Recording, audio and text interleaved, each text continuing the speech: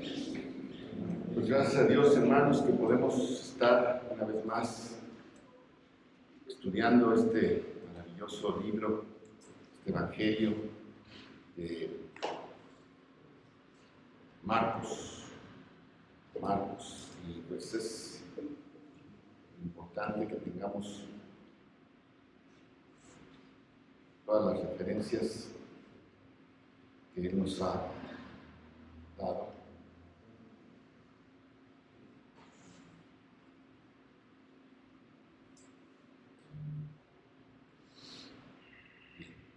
Vamos a orar para comenzar nuestra meditación en la palabra. Gracias, Señor, porque nos permites abrir tu palabra, Señor, en este día para estudiarla, para escuchar lo que tú quieres para nosotros. Señor, te alabamos y te bendecimos por tu maravillosa gracia, Señor, y sobre todo por el poder de tu Espíritu Santo. Que entre en nuestros corazones, en nuestras mentes, y podamos entender, Señor, lo que tú tienes el día de hoy para cada uno de nosotros, en Cristo Jesús. Amén. Amén, hermanos, pues ya hemos leído este pasaje, y pues como casi siempre que empiezo una plática de algo que ya estamos trabajando, me gusta a veces hacer un pequeño repaso. Cada uno de los escritores de los evangelios, los cuatro, Mateo, Marcos, Lucas y Juan, están ellos preocupados de que entendamos quién es Jesucristo. Los mensajes resonantes, repetidos, audibles, de que Jesús es el Hijo de Dios, es el mismo Dios en carne humana, están claros.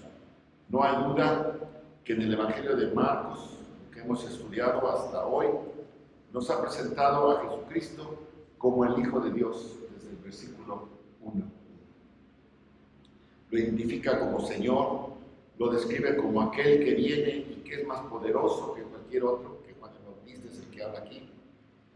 Y Juan dice, no soy digno ni de agacharme para desatar su calzado, sus sandalias, ¿verdad?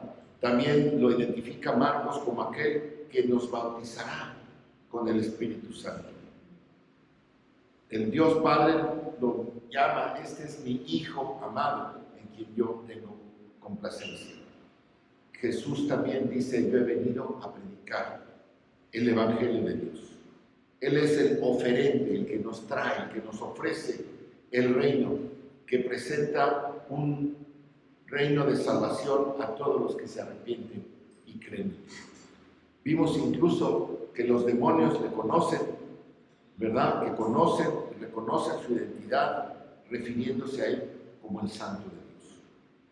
Y está claro que en estos dos capítulos iniciales que hoy concluimos, vemos que el Santo de Dios, el Hijo de Dios, el Señor, es el que tiene poder y autoridad sobre los demonios, poder y autoridad sobre la tentación, poder y autoridad sobre Satanás, poder y autoridad sobre la enfermedad, e incluso poder y autoridad para perdonar el pecado.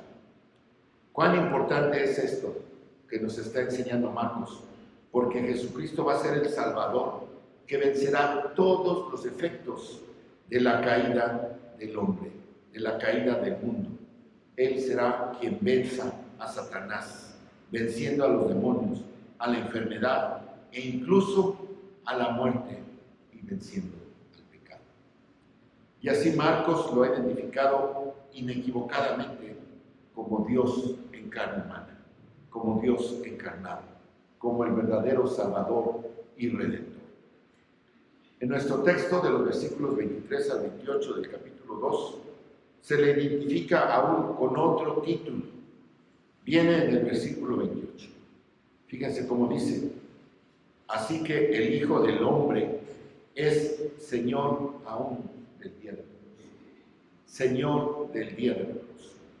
Ya se le ha mencionado Hijo del Hombre, lo que ciertamente se refiere a su humanidad, pero también es un título mesiánico que tomaron del libro de Daniel 7:13. Pero ahora aquí Jesús se da un título especial diciendo Señor del sábado, Señor del día de reposo.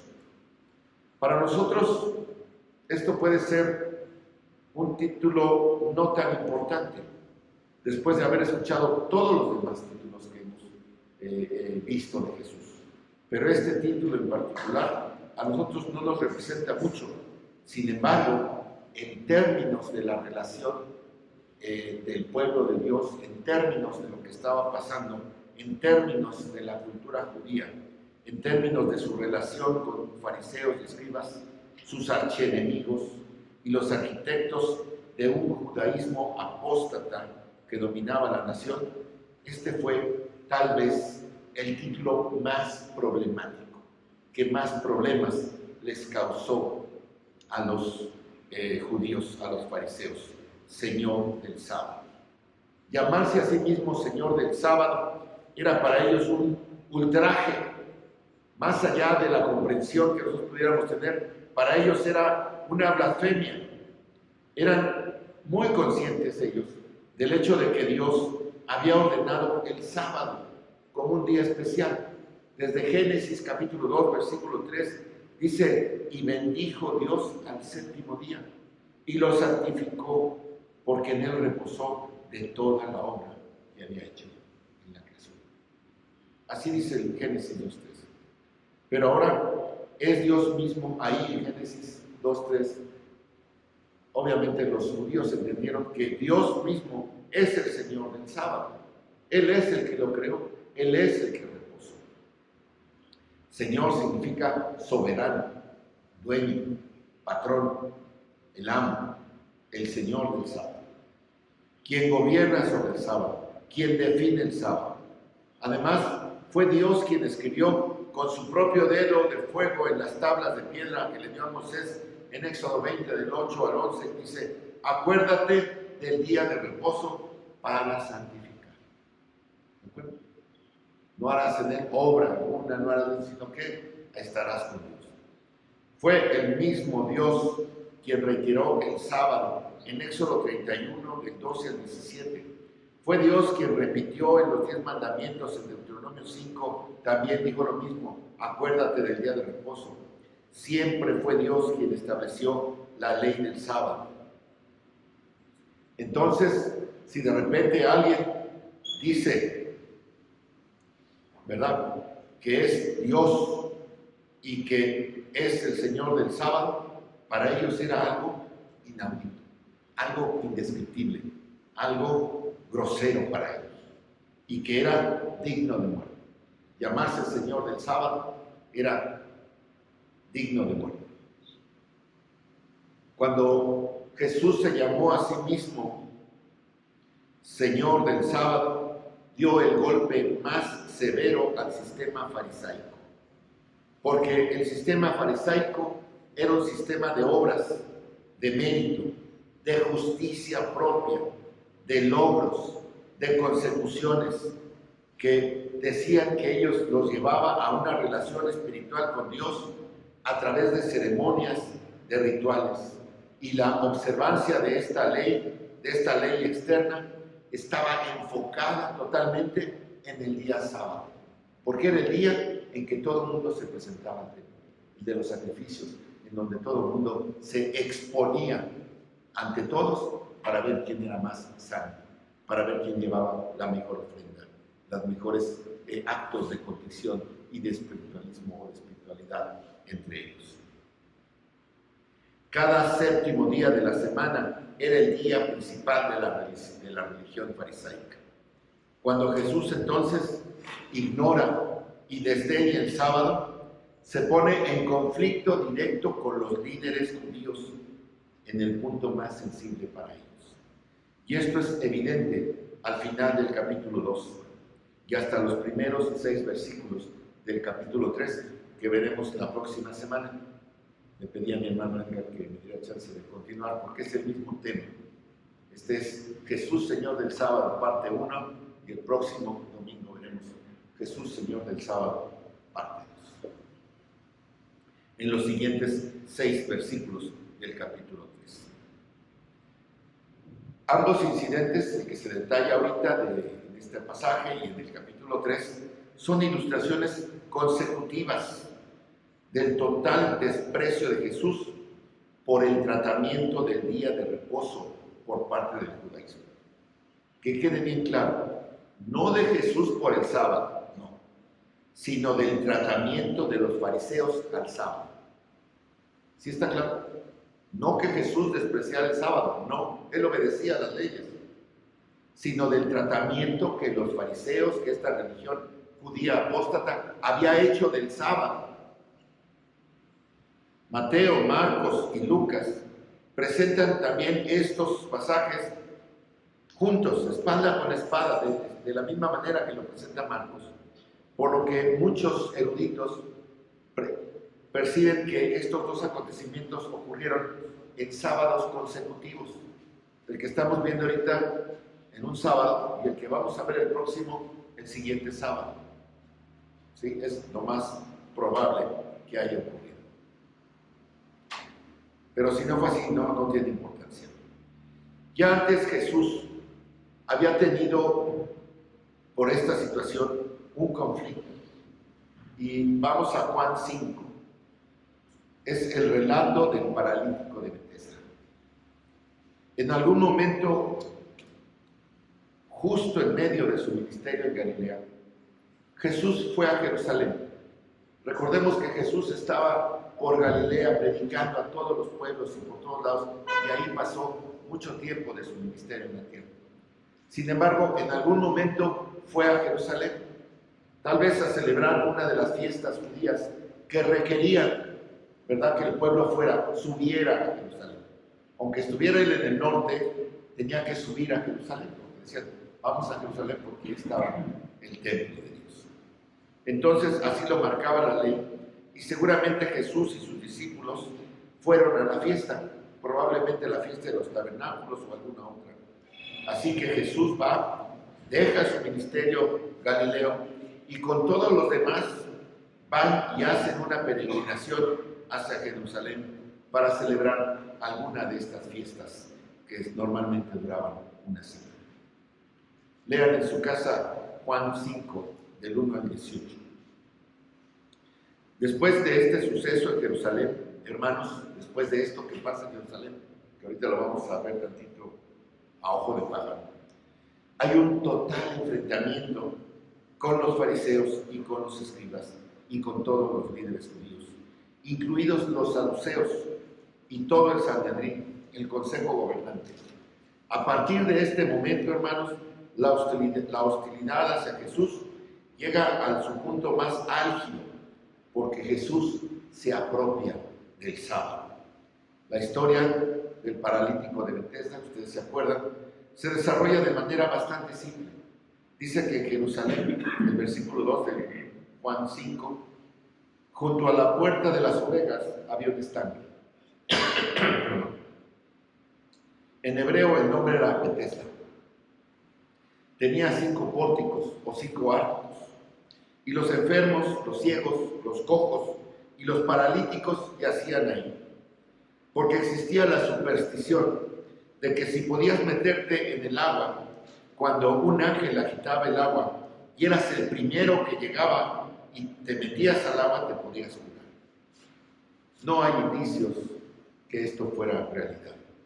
Pero eso era lo que la gente pensaba, era una superstición. Que de alguna manera un ángel agitaría el agua y si eras el primero, serías sanado. El versículo 5 de Juan 5 dice, había ahí un hombre que había estado enfermo durante 38 años. ¿Cuántos de aquí tienen menos de 38 años? Las damas no me dicen, bueno, Diego. Pues fíjense, nosotros ya, ahora imagínense los primeros 38 años de nuestra vida, ¿verdad? A los 38 años, ¿qué habíamos hecho nosotros ya? Yo ya estaba casado, ya tenía mis 2 hijos, ya estaba pagando colegiaturas, estaba trabajando a todo lo que daba porque tenía que mantener a mi esposa y a mis hijos, pues tenía que tener una vida productiva. Yo creo que todos a los 38 años, pero este señor, este paralítico, tenía 38 años de estar paralítico. Un enfermo durante 38 años, imaginemos cómo estaba su cuerpo. Atrofiado. Yo ahorita veo, por ejemplo, la recuperación de mi esposa, me imagino la de Janet, que tuvieron 6 semanas, tal vez Janet 8 o 10 semanas, con el Maite también, con el yeso, con la férula o lo que fuera aquí, sin poderlo mover, ¿verdad? Y a ver cómo le hacía la mano, ¿verdad? Así, no la podía mover. Después de 6 semanas, atrofiados y terapias y rehabilitaciones y cosas por el estilo. 6 semanas, imagínense, 38 años. 38 años. Jesús le dijo, la pregunta de Jesús, ¿quieres curarte? El enfermo dijo, obvio, Señor, no tengo quien me meta al estanque. Claro que por eso estoy aquí, pero no tengo quien me meta al estanque. Cuando se agite el agua mientras yo vengo, otro ya me ganó. Nunca puedo ser el primero. No puedo, no hay quien me empuje. ¿Y qué le dijo Jesús?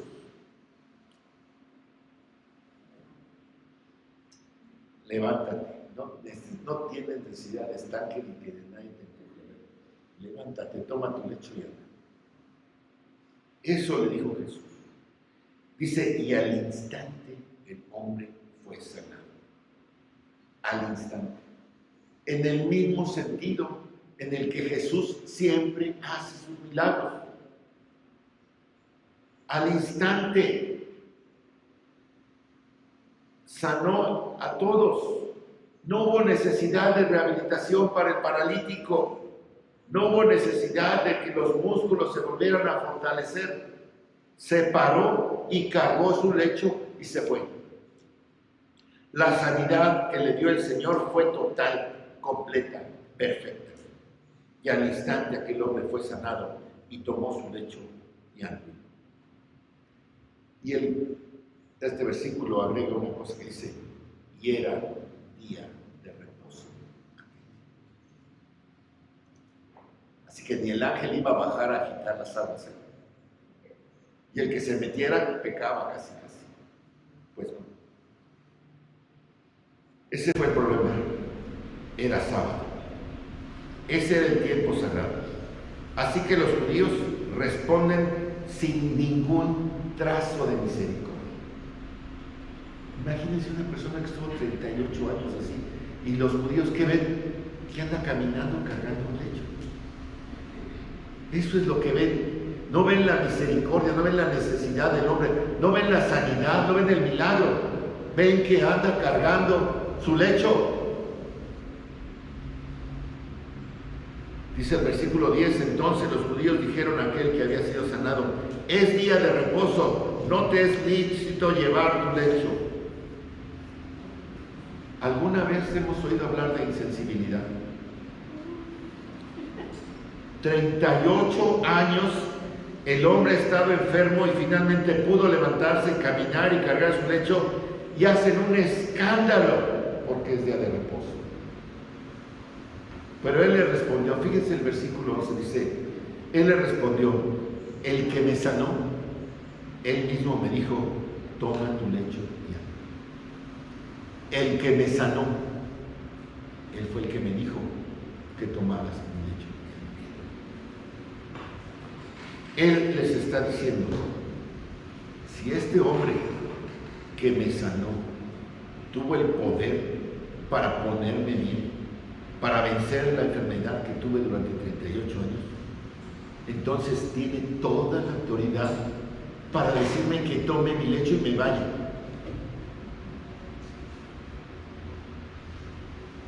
Así que yo obedecí. El hombre sanado ni siquiera sabía quién era Jesús. Versículo 16.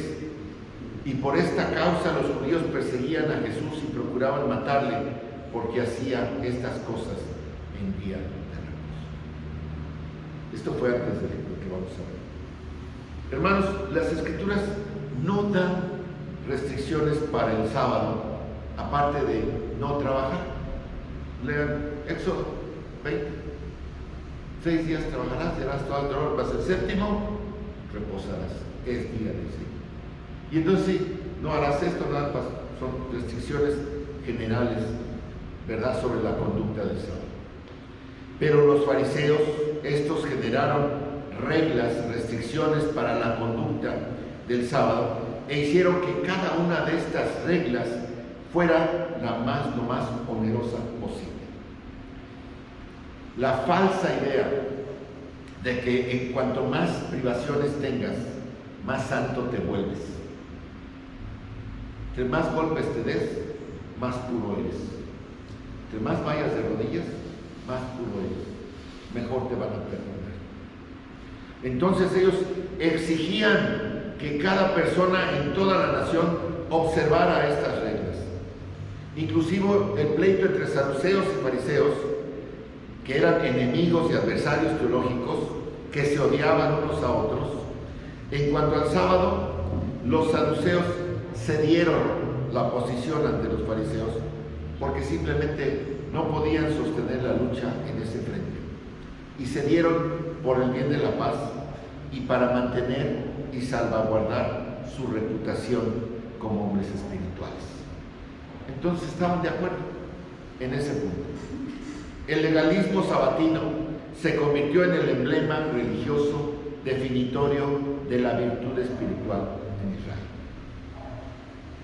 Y Jesús lo rechazó todo. Él nunca se ajusta a las tradiciones de hombres, a las reglas hechas por el hombre que habían reemplazado la ley de Dios. Fíjense ustedes lo que dice Jesús en Mateo 15, del 8 al 9. Dice: este pueblo de labios me honra, mas su corazón está lejos de mí. Pues en vano me honran, enseñando como doctrinas mandamientos de hombres. Oye, hay mucha gente que dice: no, es que tiene que ser así, no, es que tiene que ser asado, no, es que si no es así no puede ser. Enseñan como doctrinas mandamientos de hombres. Así que en este evento de Juan 5 golpea a los fariseos y escribas en el corazón de su sistema. Ellos son insensibles, no tienen compasión, son brutales, no tienen piedad de las personas que sufren, son fanáticos de sus reglas farisaicas.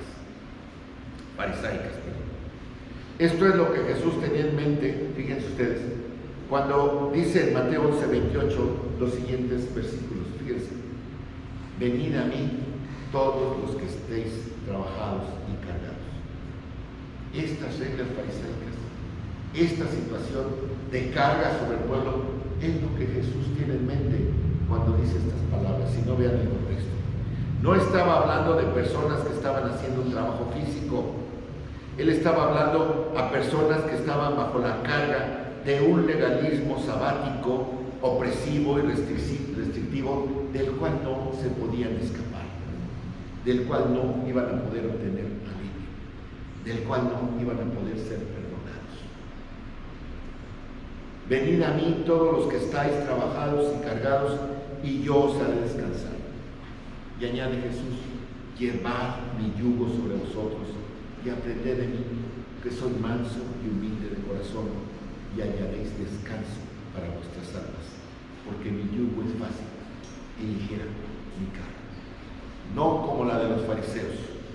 Una gran diferencia, hermanos, entre la gracia de Jesucristo y el sistema legalista, el sistema farisaico. Versículo 16, Juan 5 dice: por esta causa los judíos perseguían a Jesús y procuraban matarle, porque hacía estas cosas en el día de la cruz. ¿Y qué es lo que él dijo en respuesta a los fariseos? Les dijo: ay, perdónenme, se me zafó, no me acordé que era sábado, discúlpenme. ¿Eso les dijo? No, les dijo: mi padre está trabajando hasta hoy y yo también. ¿Cómo les quedó? Se adjudica el sábado. Dios y yo, que somos uno, decidimos qué hacer el sábado, no tú, yo, dice Jesús. Si ya estaban buscando matarlo, ahora con más razón, porque no solo estaba quebrantando el sábado, sino que también estaba llamando a Dios su propio Padre, haciéndose igual a Dios.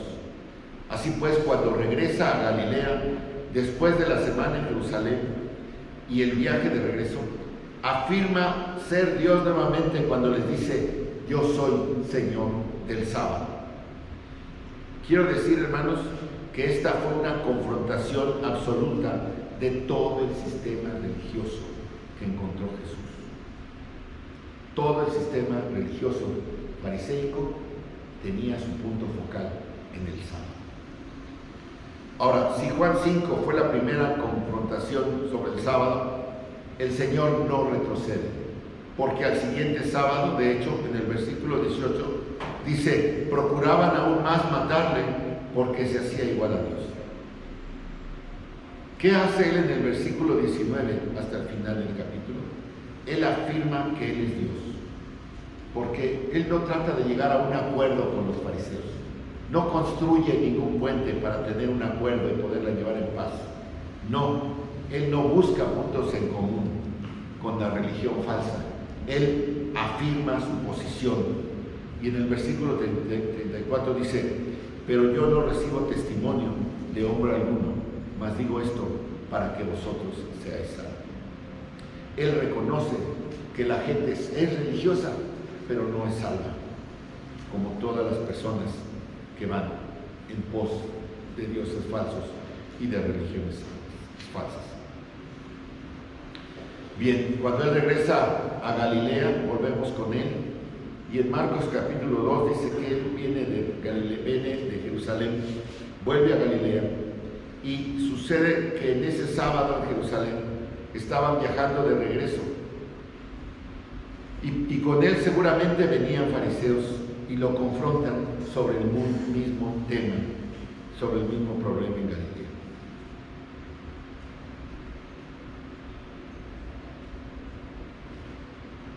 La palabra sábado viene de sabatón, con doble B grande. Su raíz es el verbo cesar, dejar de hacer, cesar.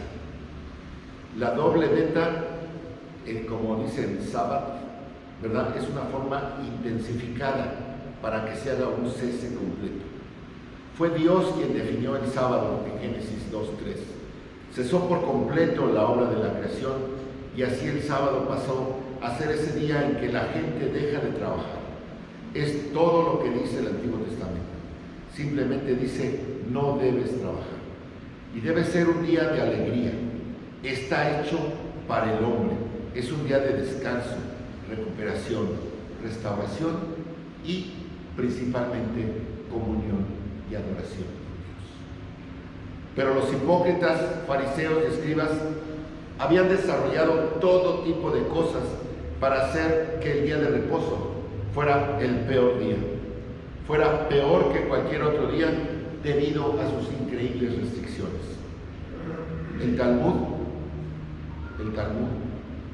recoge y codifica todas las leyes que han existido durante mucho tiempo en el judaísmo. Fíjense, hay una diferencia entre la Torá y el Talmud. La Torá es el Pentateuco. El Talmud es toda una recopilación. No es tampoco la Biblia. Es una recopilación de todos los libros, entre ellos hay libros bíblicos, pero también de todos los libros que se han escrito por los rabinos o los estudios que han hecho muchos rabinos durante siglos. De hecho, se terminó de recopilar mucho después de Jesucristo, el Talmud. Pero tiene 24 capítulos que tienen que ver sobre el sábado, ¿verdad? Codifica todas las leyes que han existido y que se han ido generando durante mucho tiempo en el judaísmo.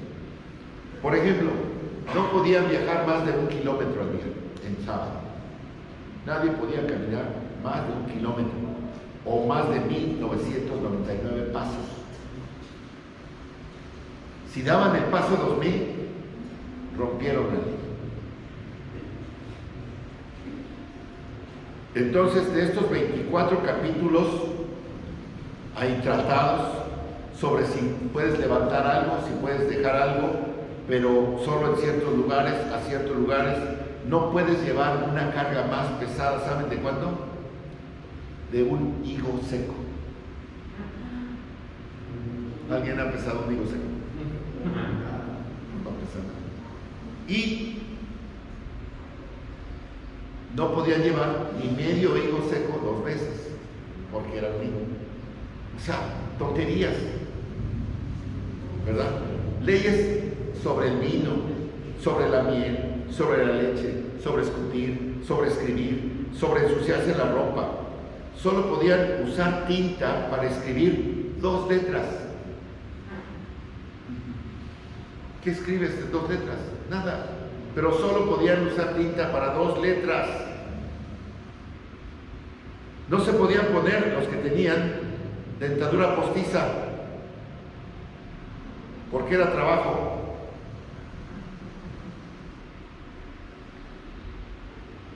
Obviamente estaba prohibido sembrar, arar, segar, atar gavillas, trillar, aventar, cernir, moler, amasar, hornear, lavar lana, batir lana, teñir lana, hilar lana, poner una viga de tejedor, hacer hilos, tejer hilos, separar hilos. No podían hacer un nudo, no podían desatar un nudo, no podían coser 2 puntadas.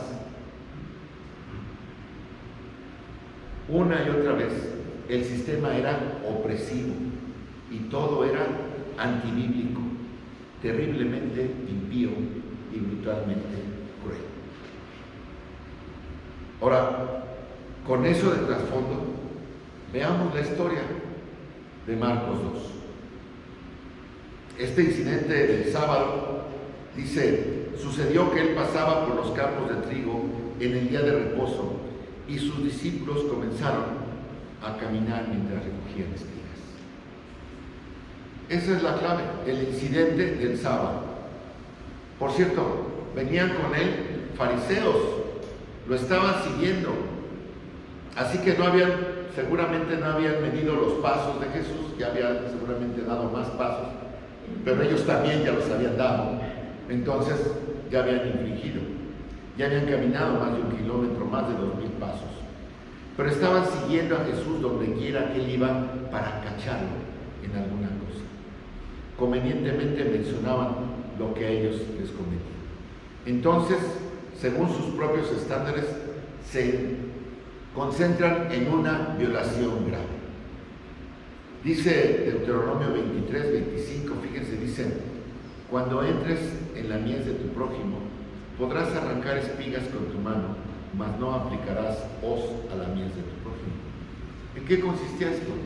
En que yo podía ir por donde hay frutos, en este caso trigo, espigas, y entonces ellos podían tomar unas espigas, frotarlas así con la mano y sacarle la cascarita al granito de trigo y se lo comían así como pequeño, como almendras, bueno, el grano chiquito de trigo. Exactamente, y se lo podían estar comiendo, ¿verdad? Para mitigar el hambre. Y eso estaba permitido y estaba prescrito en la ley. ¿Para qué? Para que no hubiera hambre. ¿Se acuerdan de eso mismo? Fue lo que estaba haciendo Ruth, ¿verdad? En pos de los segadores de Boz. Y así vemos cómo también estos discípulos. Y entonces era una forma muy sabia para evitar el hambre en la tierra de Israel. Y eran bienvenidos para hacer esto. No sé, aquí en México es la costumbre de que si yo voy a un huerto, me dicen, pues, comer lo que quieras, no te lleves nada, pero yo puedo cortar.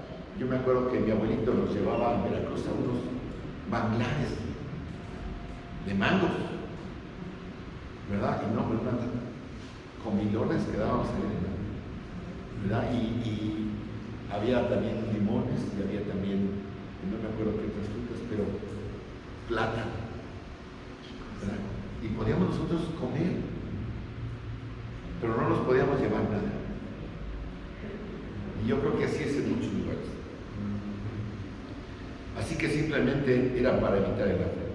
El Nuevo Testamento nunca restringe qué tan lejos puede caminar una persona, qué tan lejos debe llevar, qué tan pesada es la carga que puede llevar. Simplemente los llama a dejar de trabajar y descansar y pasar el día adorando a Dios sin ninguna otra restricción. Así que los discípulos estaban haciendo lo que el Antiguo Testamento les permitía hacer. Iban avanzando mientras recogían espigas. Lucas agrega que luego ellos frotaban las manos y quitaban las espigas y se los comían. Y Mateo agrega que tenían hambre. Estaban comiendo. Y por supuesto estaba dentro de los propósitos de Dios. Dice que la acusación entonces de estos fariseos que iban con Jesús, también infringiendo algunas leyes, le dijeron: mira, ¿por qué hacen en el día de reposo esto tus discípulos? No es lícito de acuerdo a quién, a sus propias reglas, a sus propios estatutos. No solo fue una declaración, era una acusación repetida. Lucas nos dice que dijeron: ¿por qué lo haces tú también? O sea que Jesús también de repente agarró una espiga y se la comió. No tenía nada en mano. Ellos eran hipócritas, sin pensar en el hambre de los demás. Ellos están escudriñando, ahora la palabra es escaneando a Jesús. Quieren acusarlo por la violación a sus ridículas reglas. Pero ¿cuál es su verdadera pregunta? Ellos dicen: ¿por qué tú y tus discípulos viven en un desafío tan manifiesto y abierto a nuestra religión? ¿Por qué nos desafías? ¿Por qué desafías nuestra religión? ¿Por qué desafías nuestra autoridad? Eso era lo que ellos estaban preguntando. Jesús responde con una ilustración bíblica en el versículo 25 y les dijo: ¿nunca leísteis? Y hermanos, esto debió haber enojado a esos fariseos, a esos maestros de la ley, porque les dice: ¿que acaso no conocen la Biblia? ¿Acaso no conocen la palabra de Dios? Y esto seguramente los enojó, porque ellos seguramente habían leído todo el Antiguo Testamento. Estos maestros, no había nada en el Antiguo Testamento que no hubieran leído. Pero Jesús repite mucho esto en los evangelios sinópticos y siempre dice: ¿no han leído? ¿No conocen la Escritura? ¿No saben qué dice esto? Eso se lo repite. Entonces, sabemos que estos fariseos seguramente lo leyeron, pero sin ningún entendimiento. Sus interpretaciones eran esotéricas, místicas, entrevesadas, alegóricas, como lo han sido siempre las interpretaciones apóstatas de la palabra de Dios a lo largo de la historia, y hoy todavía las hay. Pero Él les dijo: ¿nunca leísteis lo que hizo David cuando tuvo necesidad y sintió hambre, y él y con los que en él estaban? Y esta historia está en 1 Samuel 21. No tenemos tiempo para ir a ella, pueden leerla también en su casa. Pero David huía hacia el sur de Gabaa porque Saúl lo estaba persiguiendo. Saúl quería matarlo. Vino a Nob, como a 2 kilómetros al norte de Jerusalén, que es donde estaba el tabernáculo y los sacerdotes. Y él no tenía comida y tenía hambre, él y todos los que con él estaban. Y se encuentra con el sacerdote Abimelec y le pide comida. Le pidió al menos 5 hogazas de pan, pero el sacerdote le dijo que no había ninguna disponible. Y el versículo 4 dice: y el sacerdote respondió a David: no hay pan común a la mano, no tengo pan. Pero él le dijo: hay pan santo, hay pan consagrado. ¿A qué pan se refería? Se refería al pan del altar. Luego le dijo el sacerdote: si tan solo los jóvenes que venían con David se hubieran guardado de mujeres. En otras palabras, estoy dispuesto a dejarte tener el pan santo si tus hombres han sido santos, si no han tenido relaciones con mujeres. Y David le dijo: pues todos están santos, venimos huyendo desde hace 3 días, pues no ha habido ni tiempo ni nada, entonces todos están santos. Eso le contesta David. David confirmó en el versículo 5 que eran santos, y en ese sentido que preguntó el sacerdote, estaban limpios. El sacerdote pues le da el pan sagrado porque era el único que tenía, el pan de la proposición. que fue quitado de la presencia del Señor para poner en su lugar pan fresco. ¿Cómo funcionaba esto? Cada sábado se traía pan recién horneado dentro del tabernáculo. 12 hogazas de pan caliente se colocaban en una mesa de oro dentro del tabernáculo en la presencia de Dios, simbolizando la necesidad de las 12 tribus de tener comunión con Dios. Por eso le diré el pan de la proposición. Estoy dispuesto a ofrecerle. El sábado siguiente se quitaría el pan que había estado allí durante una semana y se traería más pan recién horneado para mantener fresco este símbolo. Según Levítico 24, del 5 al 9. Y a esto, por eso se le llama el pan de la proposición. El pan viejo, el sábado, cuando se retiraba, debería ser comido únicamente por los sacerdotes. Esa es la provisión que Dios había hecho. Y el versículo 26 de Samuel nos dice lo que sucedió. Ellos entraron en la casa de Dios y comieron el pan consagrado, que a nadie es lícito comer, sino a los sacerdotes, y lo dio también a los que estaban con él. El sacerdote, Ahimelech, fue muy sabio. Entendió que ninguna ceremonia debe sobrevivir mientras alguna persona muere. La ceremonia es ceremonia. El ritual es simbólico. No salvas una ceremonia y pierdes una persona. Tiene su lugar, pero la misericordia siempre triunfa sobre el ritual y la ceremonia. Este sacerdote entendió lo que cualquiera entendería con sentido común. Nada es tan valioso como una vida. Tal vez en realidad era sábado cuando salía el pan viejo y por eso pudo decir, te podría dar esto. Así que aquí, en sábado, no solo comían pan, sino comían el pan que simbolizaba las 12 tribus ante Dios y que debía ser comido solo por los sacerdotes. Pero todos los símbolos se eliminan cuando se trata de la necesidad humana. La necesidad siempre prevalece sobre el ritual. Y eso es lo que Jesús les enseña a los fariseos. Pero a los fariseos no les importaba eso. Ataron a las personas con cargas y no hicieron nada para aliviarlas. Estaban furiosos porque Jesús sanó a un hombre que había estado enfermo 38 años. Violaron el amor, la misericordia, la compasión. No tenían ningún concepto de la gracia. Y cuando Jesús dijo, bienaventurados los misericordiosos, porque ellos alcanzarán misericordia, se puso directamente en contra de estos faltos de misericordia. Si un sacerdote se podía permitir que David violara el símbolo divino, tal vez en un día de reposo, entonces el Hijo de Dios podría permitir que los discípulos violaran una regulación no bíblica en un día de reposo. Así de mayor es Jesús. Si ellos pudieron violar una prescripción divina, ciertamente, dijo Jesús, yo puedo violar una tradición humana. Todo el sistema del sábado no es bíblico, es impío. Luego en el versículo 27, Jesús mismo interpreta soberanamente lo que significa el sábado. El día de reposo fue hecho para el hombre y no el hombre para el día de reposo. El sábado fue hecho para el descanso, la bendición, el gozo, la misericordia, la compasión y la satisfacción de las necesidades. Hermanos, no hay mejor día en la semana para curar a alguien. No hay mejor día en la semana para invitar a alguien a comer. No hay mejor día en la semana para venir al templo y adorar a nuestro Dios. Jesús dejó caer la bomba de todas las bombas en las mentes fariseicas en el versículo 28. Así que el Hijo del Hombre es Señor aún del sábado, del día de reposo. Jesús es soberano del sábado.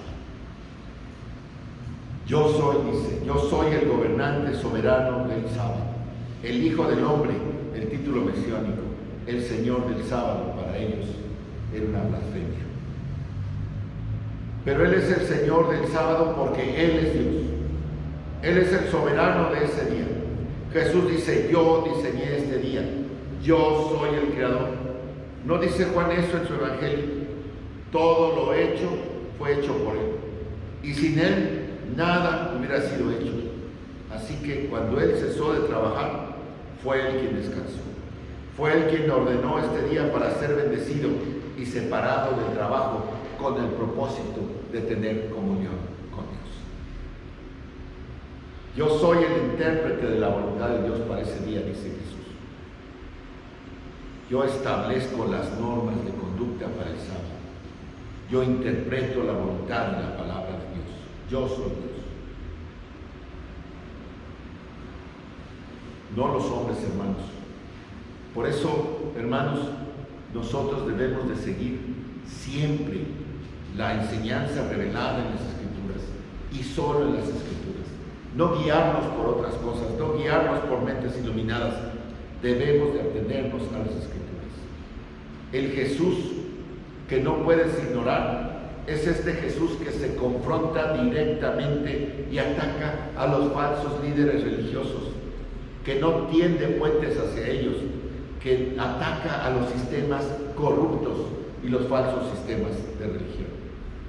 Hermanos, el Evangelio de la gracia, el Evangelio de Jesucristo, el Evangelio de Dios es algo completamente distinto y separado de todo lo que ofrecen las religiones falsas.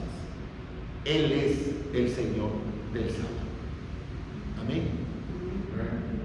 Ahora, ¿qué lecciones aprendemos?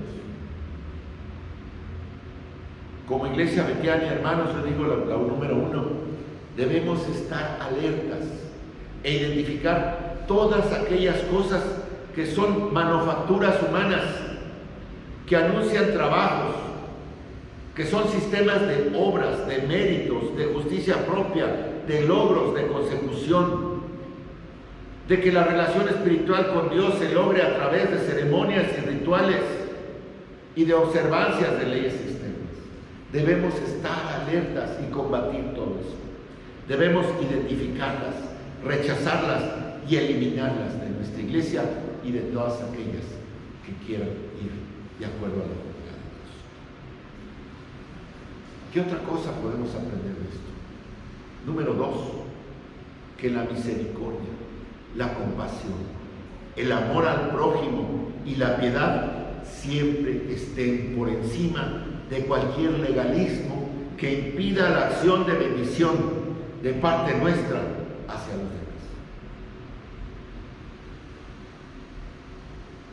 ¿Sí me explico? No nos limitemos de hacer el bien. No pongamos peros. Que la misericordia, la compasión, el amor, la piedad estén por encima de cualquier legalismo.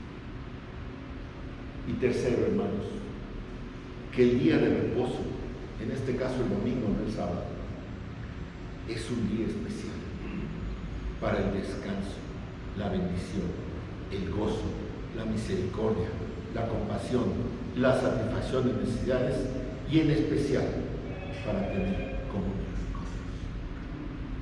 Que tengamos estas 3 cosas presentes, hermanos, para que podamos avanzar en el camino que el Señor nos ha trazado. Amén. Amén. Vamos a ver. Bendito Padre Celestial, Señor, te alabamos y te damos gracias por tu palabra, por tu bendición, por tu cuidado, por tu amor. Señor, queremos entender perfectamente lo que dices cuando nos dices que tú eres el Señor del sábado, el Señor del día de reposo. Padre, tú has cambiado todas estas formas, tú nos has venido a dar una nueva manera de adorarte, de servirte, de estar en comunión contigo, Señor. Queremos aprenderla, queremos servirte, queremos que te agrade, Señor, de nuestros cultos, de nuestros estudios, de nuestra vida. Señor, que realmente seamos adoradores en espíritu y en verdad. Ayúdanos, Señor. Permite que podamos entender y obedecer, que podamos tener acciones, Señor, que puedan cumplir con tu palabra. En el nombre de tu Hijo amado, Cristo Jesús. Amén. Amén. Amén, hermanos. Dios les bendiga.